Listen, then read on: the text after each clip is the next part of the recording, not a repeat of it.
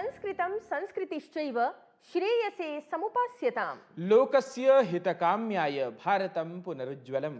संस्कृतभाषायाः संस्कृतेः च सम्यक् परिपालनाय समुज्ज्वल भारत भविष्य निर्माणाय च सततं संलग्नेभ्यः वार्तावली वीक्षकेभ्यः सहृदयं नमः। अहमस्मि गवीषद् द्विवेदी, मया च सह अस्ति मम सहयोगिनी लता वशिष्ठः। गवीश, संस्कृताश्रिता अस्ति भारतीया संस्कृतिः सभ्यता वा इति तु सर्वे एव निसन्देहं विदन्ति। सुष्ठु प्रतिपादितम्। सहस्रवर्षेभ्यः पूर्वं ऋषिभिः विरचितेषु संस्कृतग्रन्थेषु विभिन्नाः सांस्कृतिकाध्यात्मिकवैज्ञानिकविषयाः सविस्तरं वर्णितं गताः। समीचीनं। सनातनसंस्कृतग्रन्थेषु न केवलं विभिन्नाः विषयाः एव प्रतिपादितं गताः, प्रत्युत विभिन्नासु स्थितिषु कथम् आचरणीयम् इति व्यावहारिकः उपदेशः अपि प्रकाशितं गतः अस्ति। जीवने समग्र विकासेन सममेव मानवगतः व्यवहारः अपि समुन्नतः स्यात्। एतदर्थं सर्वैः, विशिष्य युवभिः, ज्येष्ठाः एव अनुकरणीयाः। एतदङ्कीयं सुभाषितमपि इत्थम् एव प्रतिपादयति।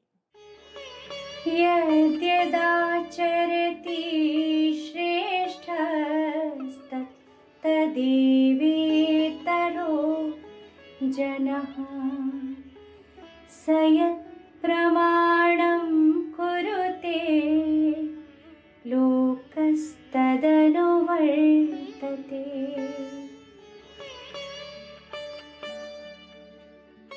श्रेष्ठ व्यक्ति जैसा आचरण करता है, सामान्य लोग उसी का अनुकरण करते हैं। अर्थात नेता या आदर्श व्यक्ति का व्यवहार समाज और अनुयायियों के लिए मार्गदर्शक बनता है। Whatever a great person does, ordinary people follow in the same way. In other words, the behavior of a leader or an exemplary person serves as a guide for society and followers. नूनं हि आदर्शभूतानाम् एव सत्पुरुषाणां नेतॄणां वा व्यवहारः समाजे पथप्रदर्शकः भवति। अथ एतेषाम् एव अनुकरणेन समुन्नतसमाजस्य अपि स्थापना सुनियता भवति। अस्माकं कार्यक्रमस्य अग्रिमः प्रभागः अपि समुज्ज्वलसमाजस्य निर्माणक्रमे आचरणीयान् पदक्रमान् एव प्रकाशयति। पश्यन्तु तावत् देशविदेशेभ्यः सङ्कलितं गताः घटनाक्रमाः प्रवाहिवार्ता माध्यमेन। देशे श्रद्धा भक्त्युल्लासपूर्वकं परिपाल्यमानम् आध्यात्मिक परम्परायाः प्रतीकभूतं सोमनाथ स्वाभिमान पर्व आलक्ष्य ओंकार मन्त्रपरैः दिव्यजापैः सांस्कृतिक कार्यक्रमैः च सोमनाथ मन्दिर परिसरः अस्ति गुञ्जायमानः।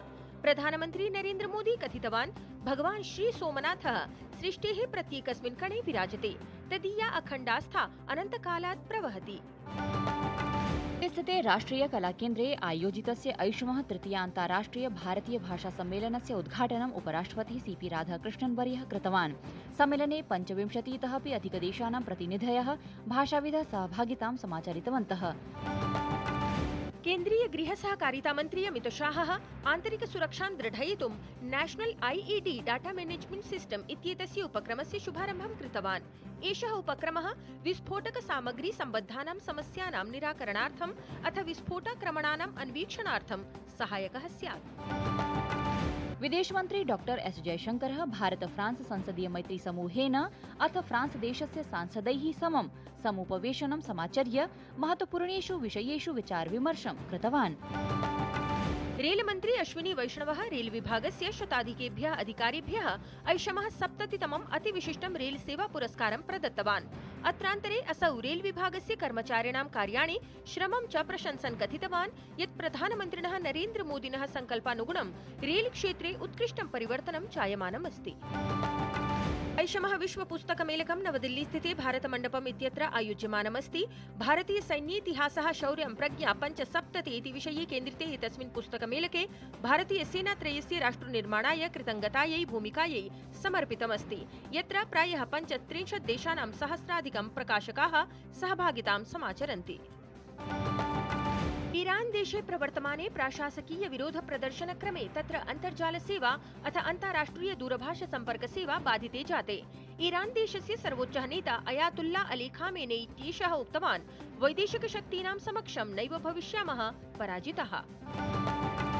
तीर्थराजे प्रयागे भव्यतया सश्रद्धं च समायोज्यमाने ऐषमः माघमेलावधौ पवित्रे संगमे पुण्यावगाहनार्थं भक्तानां सागरः अवलोक्यमानः अस्ति। अत्रान्तरे भक्तानाम् अत्यधिकसंख्यां निध्याय उत्तरप्रदेशारक्षिबलेन सुविधाभिः सहैव प्रयागे सुदृढ सुरक्षाव्यवस्था अपि उपकल्पिता अस्ति। प्रवाहि वार्ताभिः स्पष्टं परिलक्षितं भवति यत् संस्कृत्या वा प्रभाविते देशे साम्प्रतमपि संस्कृतज्ञानधारा प्रवहति। न केवलं देशे अपितु विदेशेषु अपि सनातनज्ञानप्रवाहः संस्कृतप्रियाणां जीवने वास्तविकं सुखं सम्प्रापयति। तावत् सनातनं शास्त्रसमाकर्षण समाचारपरं युवभिः संस्कृतप्रसारकं च विशेषं वृत्तं हि अवलोकयन्तु अत्र।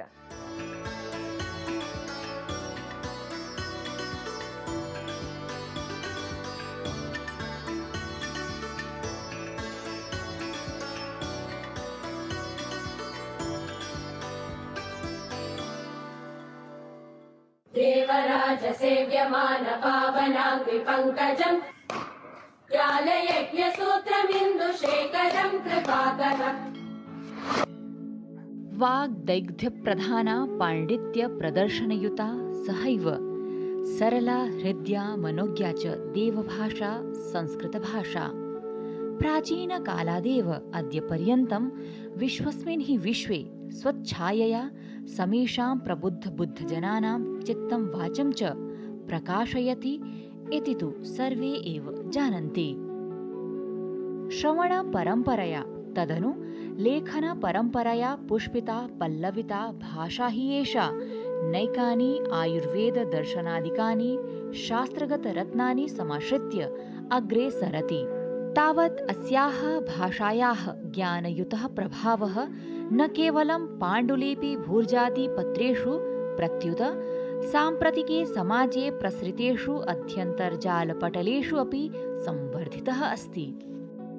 अद्यत्वे समाजे प्रायशः सर्वाणि एव कार्याणि मनुष्याः जनसञ्चारमाध्यमानां साहाय्येन कुर्वन्ति। तत्र हि ते सूचनां गृह्णन्ति, प्राप्तसूचनादिकान् विषयान् संविभाजयन्ति, येन हि सर्वे एव अवशिष्टाः जनाः भवन्ति लाभान्विताः।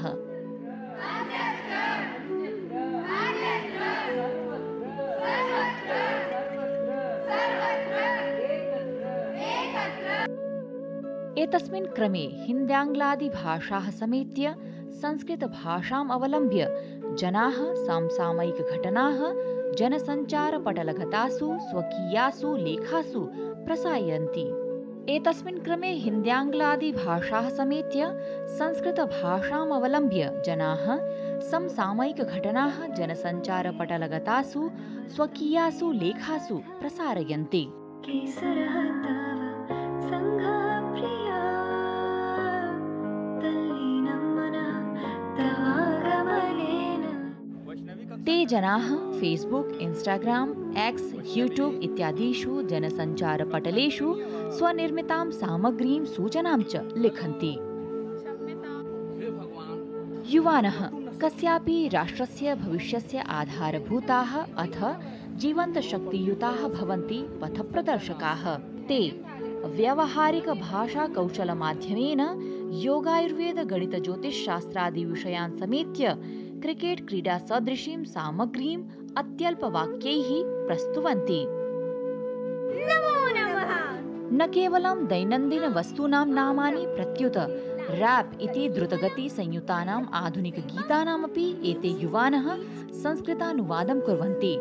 सहैव तस्य वाचनमपि जनसञ्चारमाध्यमेषु आरोपयन्ति, यो हि जनेभ्यः आश्चर्यजनकः विषयः अस्ति। एतेषु एव युवसु विश्वविद्यालयीयाः अपि संस्कृताध्ययनरताः युवानः सन्ति, ये समसामयिकप्रसङ्गेषु एतेषु एव युवसु विश्वविद्यालयीयाः अपि संस्कृताध्ययनरताः युवानः सन्ति, ये समसामयिकप्रसङ्गेषु यथा यात्राध्ययनादि समयेषु अपेक्षिताः वार्ताः संस्कृतभाषायां पटलेषु अवतारयन्ति इति। जनसञ्चारमाध्यमेषु संस्कृतभाषीयानां यूनाम् एतादृशः विस्तरः सरलसंस्कृतस्य संवर्धनार्थं नूनमेव उपयोगी अस्ति।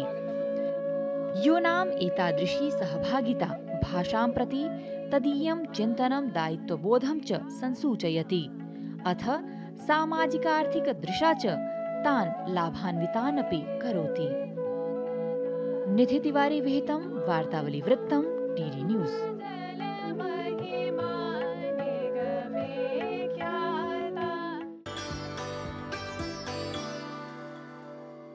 कस्यापि देशस्य युवानः एव भवन्ति भविष्य निर्मातारः। अथ समुज्ज्वलं भारतीयं भविष्यम् इति सिद्धं भवति यूनां संस्कृतं प्रति समेधमानं समाकर्षणं समवलोक्य। सत्यं दर्शकाः उपनिषद् ग्रन्थेषु उत्तिष्ठत जाग्रत प्राप्य वरान् निबोधत इत्यादिभिः मन्त्रभागैः जनेषु जागृतिभावः प्रतिपादितं गतः। एतादृशमेव सनातनसन्देशगतं मन्त्रभागं समाश्रित्य स्वामी विवेकानन्दः न केवलं समग्रान् भारतीययूनः अपितु वैदेशिकान् अपि सम्प्रेरितवान्। स्वामी विवेकानन्दस्य समाजकल्याणपरकेषु विचारेषु एव आधृतः अस्ति वार्तावल्याः अग्रिमः तृतीयप्रभागः। तृतीयक्रमे अधुना पश्यन्तु संवादविशेषम् एतम्।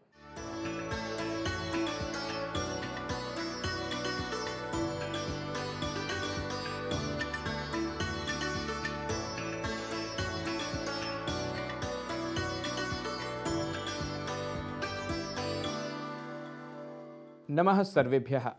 वार्तावल्याः तृतीयप्रभागान्तर्वर्तिनी संवादक्रमे अस्माभिः सह संवादार्थम् अत्र उपस्थिता अस्ति काचित् विदुषी, या हि स्वामी विवेकानन्द शिक्षाः आधृत्य विशेषं ग्रन्थमेकं रचितवती। असौ भारतीय ज्ञानपरम्परा सम्पोषणक्रमे अग्रेसरा अस्ति डॉक्टर अनन्या अवस्थीवर्या। महोदये, वार्तावल्याः एतस्मिन् संवादक्रमे हार्दिकं स्वागतं। नमो नमः। नमो नमः। जानीमः एव वयं यत् स्वामी विवेकानन्दस्य शिक्षाः, स्वामीवर्यस्य वेदान्ताधृतं चिन्तनं वस्तुतः भारतीयपरम्परायां रिक्तभूतमस्ति। वस्तुतः अद्यत्वे एतस्य सर्वस्य अपि कथं कीदृशं च भवती माहात्म्यं पश्यति?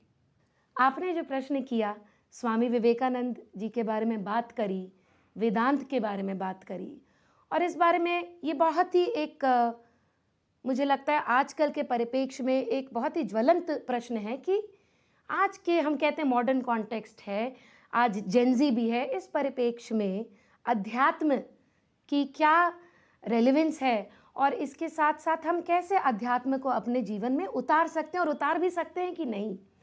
इसमें स्वामी जी खुद ही कहते हैं कि ऐसा कोई भी दर्शन, ऐसा कोई भी धर्म जो कि सिर्फ थ्योरी तक सीमित रह जाए, उसको वो कहते हैं इंटेलेक्चुअल जिम्नास्टिक्स। लेकिन ऐसा आध्यात्म, ऐसा दर्शन जो इसकी आप अनुभूति खुद कर सके, ऐसा अध्यात्म, ऐसी स्पिरिचुअलिटी, ऐसा दर्शन जिसको आप अपने जीवन में उतार सके, जो आपको कहते हैं ना इनसाइड आउट बदल दे, वही आध्यात्म असली और सच्चा आध्यात्म है। और इसको वो प्रैक्टिकल वेदांत की तरह कहते हैं। और मुझे लगता है आजकल हमारी इतनी जितनी वैश्विक समस्याएं हैं, इनका कहीं न कहीं समाधान भी सामूहिक तरीके से ही निकालना पड़ेगा। और कहीं ना कहीं आजकल का जेनजी वो सवाल पूछ भी रहा है, लेकिन उत्तर कहाँ है? उत्तर में कहीं ना कहीं हमको अध्यात्म के पीछे जाना पड़ेगा। और अध्यात्म के बारे में हम लोग की एक मानसिकता रहती है, अध्यात्म मतलब जंगल, बाबा जी और पहाड़, लेकिन और लोगों को लगता है अध्यात्म में चले गए तो मतलब कि जीवन से दूर जा रहे हैं, लेकिन नहीं, ये बात गलत है। इस भ्रम को सबसे अच्छी तरीके से स्वामी विवेकानंद जी ने ही तोड़ा और समझाया कि कैसे उन्होंने जो इतने हजारों सालों की हम लोगों की अद्वैत वेदांत की जो परंपरा रही है, जिसमें द्वैतवाद ना हो, जो ये समझाए कि आप में मुझ में वो फ़र्क नहीं है, फिर वो फ़र्क धर्म का हो, जाति का हो, लड़का लड़की के बीच में हो, काले गोरे का हो, छोटे बड़े का हो, ये सारी चीज़ें वो कहते हैं ये मिथ्या है। एतस्मिन्नेव क्रमे ज्ञातुकामः अहं यत् विद्वांसः प्रायः वदन्ति यत् संस्कृतं केवलं भाषामात्रं न अपितु काचित् जीवनपद्धतिः अस्ति। वस्तुतः एतस्याः जीवनपद्धतेः अथवा भाषायाः किं माहात्म्यं भवती पश्यति, अथ वैश्विकपटले वस्तुतः एषा भाषा अथवा एषा जीवनपद्धतिः कथं मार्गदर्शनं कर्तुं शक्नोति? जी, विरोधाभास है कि इसका मैं उत्तर स्वामी जी के एक इंग्लिश कोट से दूंगी। स्वामी जी ने कहा, God spoke once and he spoke in Sanskrit.